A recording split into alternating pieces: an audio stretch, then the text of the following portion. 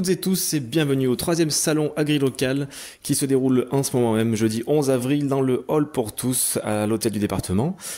Une journée de rencontre entre les acheteurs publics, écoles, collèges, lycées et également les fournisseurs avec nos producteurs locaux, les entreprises locales, les artisans qui vont pouvoir échanger toute la journée sur les produits, les menus et essayer d'introduire toujours plus de produits locaux et de qualité dans les restaurants collectifs Puy-de-Dôme. C'est l'occasion de pouvoir faire des bonnes rencontres, des découvertes et puis pousser tout le monde pour atteindre les objectifs de la loi Egalim des 50% de produits durables et des 20% de bio. Donc une journée placée sous le signe de l'échange avec un fil rouge de table ronde pour discuter de la lutte contre le gaspillage, échanger sur les marchés publics, discuter également de la confection des menus et repartir d'une journée comme ça avec un maximum d'informations. Un défenseur de l'agriculture locale. Je crois que grâce à l'agriculture locale, on va pouvoir sauver nos agriculteurs et nos producteurs. Donc je vais faire un tour et découvrir les nouveaux producteurs et qu'est-ce qu'ils peuvent proposer dans la restauration collective. Parce que la restauration collective aujourd'hui, on transforme des produits et on fait de la restauration de qualité. Je suis producteur de fraises, donc oui, dans les Combrailles. Donc voilà, et on est venu là pour rencontrer les clients éventuels, etc. Éleveur et producteur de lapins à Périgny-et-Salier.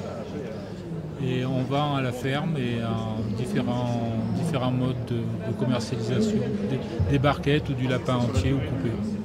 On fait du pain, des légumes de plein champ, oignons, ail, échalotes et courges, ail rose de Billon, bientôt qui est en phase d'IGP.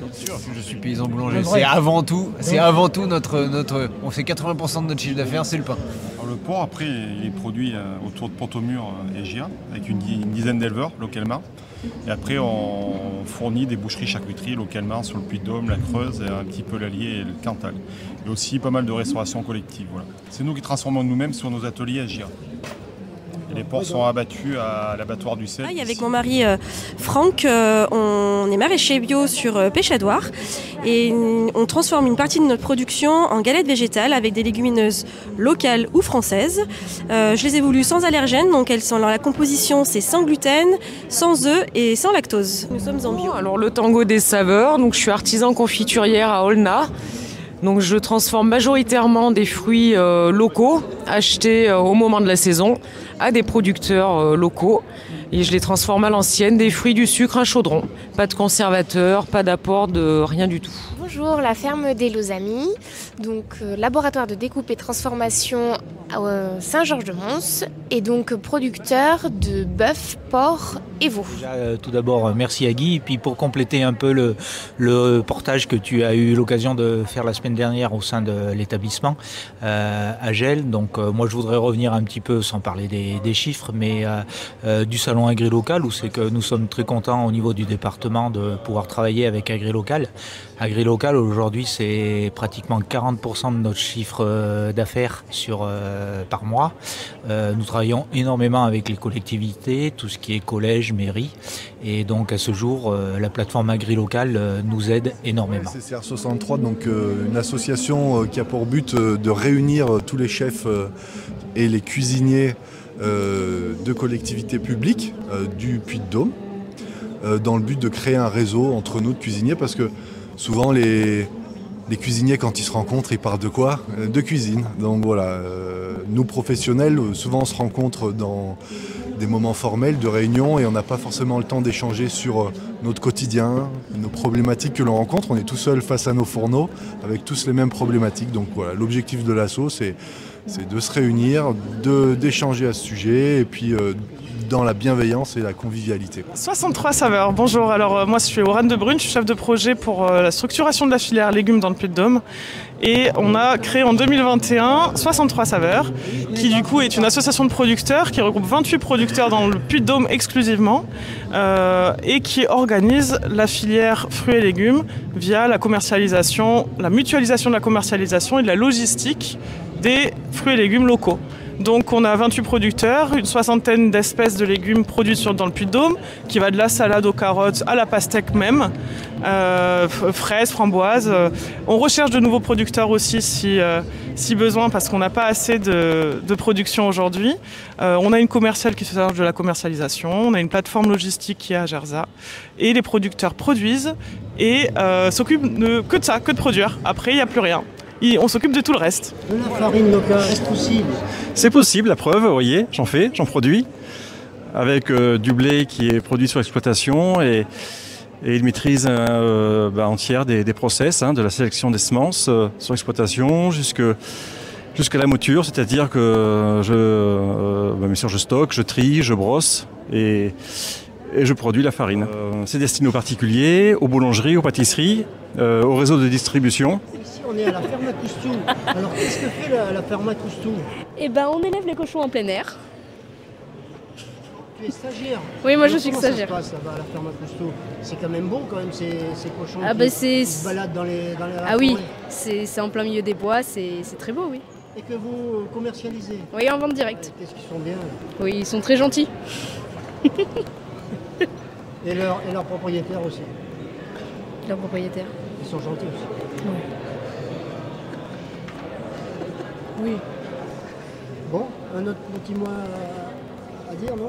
Non. Nous, on propose des bières artisanales pour différents goûts et différentes saveurs, mais aussi de l'ice tea, quelque chose de sans alcool. On pense à ceux qui ne veulent pas forcément boire. Brasserie artisanale. Voilà, c'est fait artisanal. Voilà, à Issoire, production à Issoire, mise en bouteille à Issoire. Et n'hésitez pas à venir si vous souhaitez, on va ouvrir un brewpub avec bar snacking et vous aurez une vision sur la production. Ah, ben c'est joli là. La gelée de foin s'utilise avec le foie gras, le fromage, Saint-Nectaire, le sirop pour un kir paysan avec un blanc d'Auvergne, de préférence avec un blanc de Pierre des Ors du Cray. On peut aussi l'utiliser avec des yaourts, fromage blanc, foie gras. Je crois que j'ai à peu près tout dit par rapport au confit de foin. Il est réalisé grâce aux plantes, un nombre de plantes aux alentours de 20 sur de la cueillette dans les massifs du Sancy. Je suis venu de Novacelle pour vous montrer que l'on vend des lentilles, les lentilles de Novacelle et puis de la farine de blé, du blé de l'exploitation. Bonjour, bien sûr, le marché de Paris était une belle expérience à refaire, je l'espère. On verra bien si l'opération est reconduite. Mais c'était un plaisir de rencontrer les Parisiens et de leur faire déguster mon Saint-Nectaire du GAEC Off-Tron. On travaille un peu avec AgriLocal, c'est bien de travailler avec les collectivités et aussi de permettre aux collectivités de se fournir en produits locaux. C'est important et du coup on sait que les enfants mangent des bonnes choses dans les cantines. Oui, bonjour. Donc, le Poisson Livreur, c'est une entreprise qui existe depuis environ 25 ans à Clermont-Ferrand, créée par Monsieur Thomas. Et donc aujourd'hui, je présente l'atelier de fumage des volcans, puisqu'on fume nous-mêmes nos propres poissons, donc à Cournon. Saumon fumé, truite fumée et tout poisson qui peut être fumé de façon artisanale.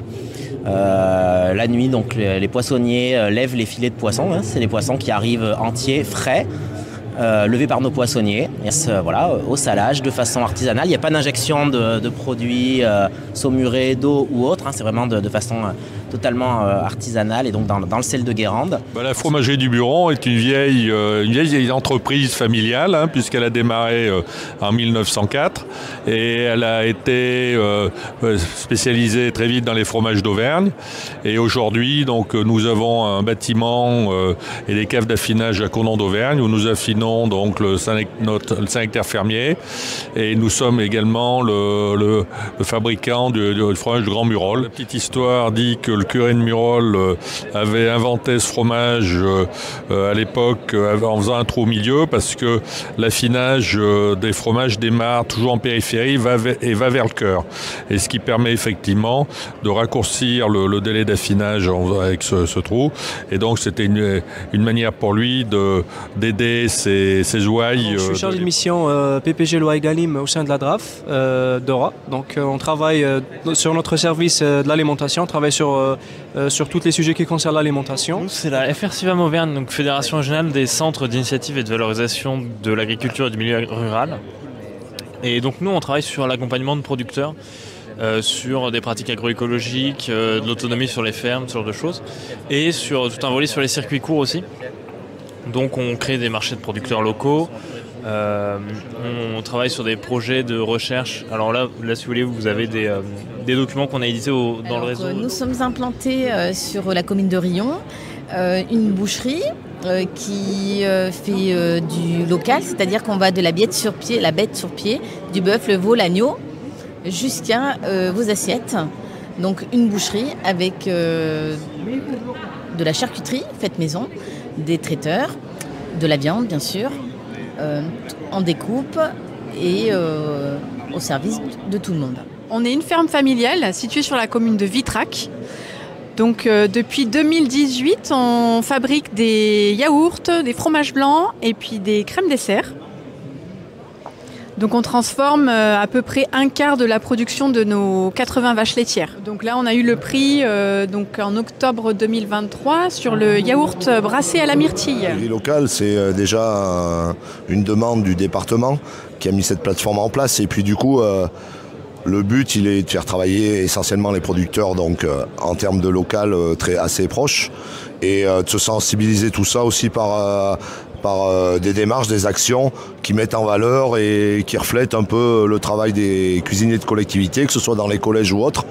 Ça permet de voir que la qualité qui est servie aux commensaux ou aux élèves est de bonne qualité, des produits frais, de saison, et tout en restant dans notre périmètre du département ou de la région. Il faut travailler aussi et avec des bons produits, et aussi il y a un autre rôle, c'est aussi on va dire le numérique, la publicité, c'est l'affichage pour sensibiliser les gens qui mangent et de leur faire découvrir certains fruits, légumes, viande à l'état brut, puis après cuisiner pour qu'ils se rendent compte du travail qui a été fait et c'est un outil aussi pédagogique comme dans les collèges, envers les élèves qui connaissent ou qui ne mangent pas spécialement certains plats. Voilà. Donc ça a un intérêt aussi pédagogique. On est là depuis 10 ans maintenant.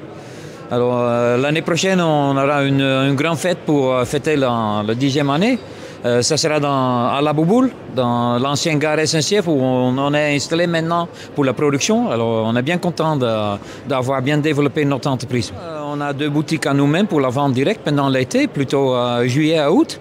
Mais on a entre-temps pas mal de clients professionnels, de revendeurs sur des sites touristiques, mais aussi des restaurateurs ou même de collèges, lycées qui nous savent retrouver pour acheter nos produits de petits pots ou de grands bacs professionnels. Alors on a bien développer notre activité. Oui. L'histoire a démarré maintenant, comme tu dis, ça fait un peu plus de 10 ans. Ça a démarré donc en 2012, où on est parti au niveau du département à faire une expérimentation pour regarder concrètement comment les établissements s'approvisionnaient, quelle offre de produits également on avait en face.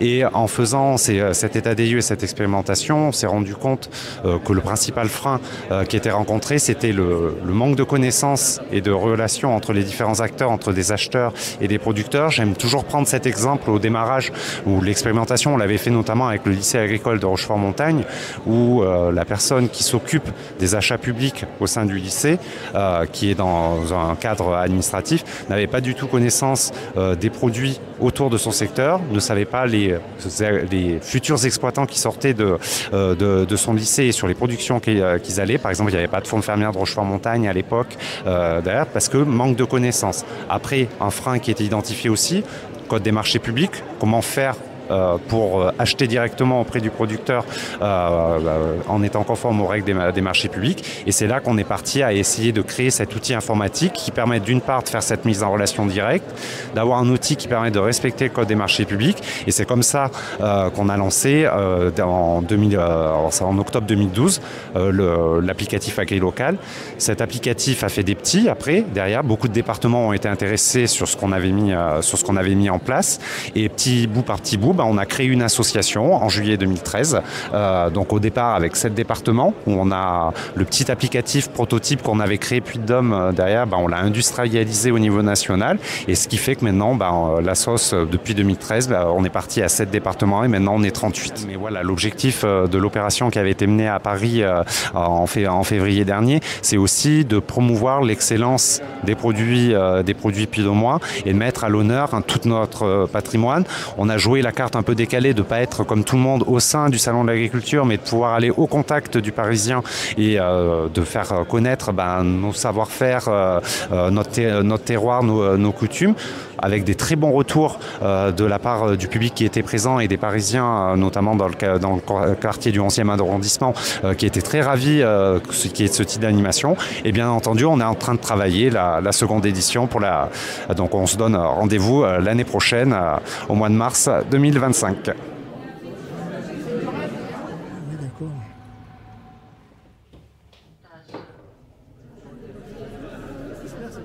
Amandine, hein, tout le monde ne peut pas être reporter, hein. Faut arrêter. Hein. J'essaye, je serai jamais. Mais c'est bien, hein, voilà. Jamais, jamais je serai à ton niveau. Bon. C'est une grande fierté d'avoir notre salon local Puy-de-Dôme, à 63, avec l'ensemble des composants que vous êtes. Je crois que c'est important que vous puissiez échanger, partager. Donc à la fois la rencontre du producteur et du transformateur et vers la restauration collective. Vous savez, ça me tient à cœur, c'est scellé entre guillemets, c'est dans mes veines.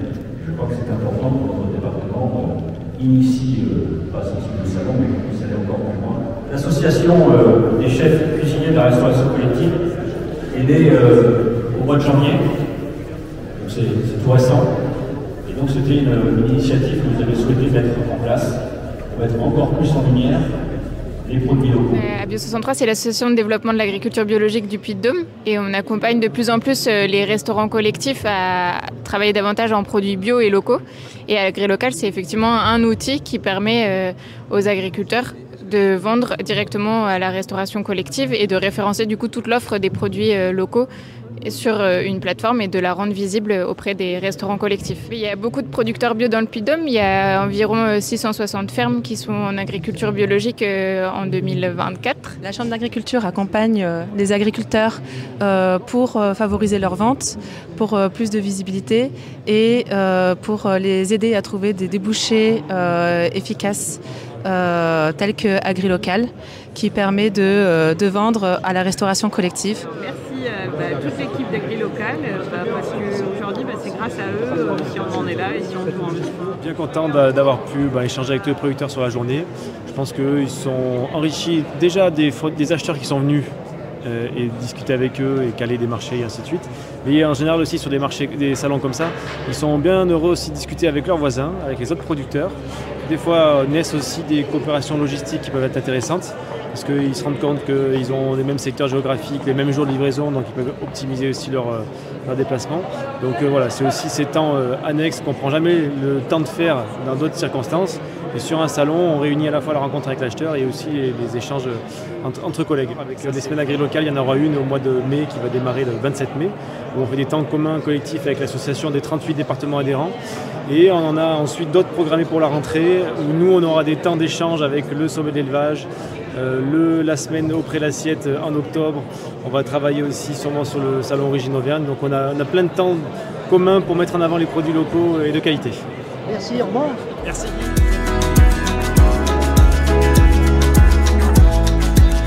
Guy, oui.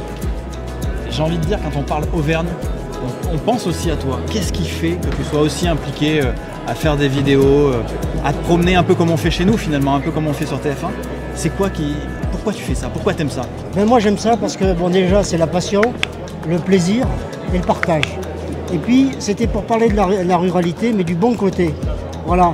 Et les gens adhèrent maintenant à ce que je fais parce que je parle vrai, je parle authentique et j'essaye d'être sincère. Et donc, mais je dois te retourner le compliment parce que toi aussi tu es très sincère dans tes reportages au niveau de TF1. C'est gentil, merci beaucoup.